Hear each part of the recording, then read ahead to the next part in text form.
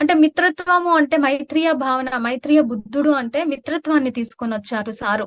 So బుద్ధుడు అష్టాంగ మార్గాన్ని తీసుకొని వస్తే మైత్రీయ బుద్ధుడు మిత్రత్వాన్ని తీసుకొని వచ్చారు అని నాకు అర్థమయ్యేటివి. సో ఆ మిత్రత్వము అంటే ఒకరికి ఒకరు స్నేహంగా ఉన్నప్పుడు వాళ్ళు, ఇప్పుడు నాకు భయం ఉంది, వాళ్ళలో ధైర్యం ఉంది, దాన్ని ఫ్రెండ్షిప్ చేయాలి, మొత్తం కాదు.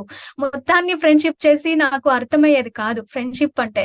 వాళ్ళలో ఒక గుణం ఉంటుంది, ఆ గుణాన్ని మనము ఆ, అర్థం చేసుకోవాలంతే.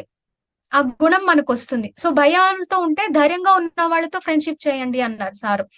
సో ఏది లేదో మనకు ప్రాపంచికంగా అయిపోని, ఆ ఆధ్యాత్మికంగా హెచ్చు తక్కువ స్థాయిలో ఉండిపోని వాళ్ళతో స్నేహం చేయండి, వాళ్ళని అనుభవాలను వినండి అంటే వాళ్ళ అనుభవాలను వింటూ వింటూ మనము మనం కూడా వాటిని అర్థం చేసుకోవడానికి, మనం జీవితాన్ని జీవించడానికి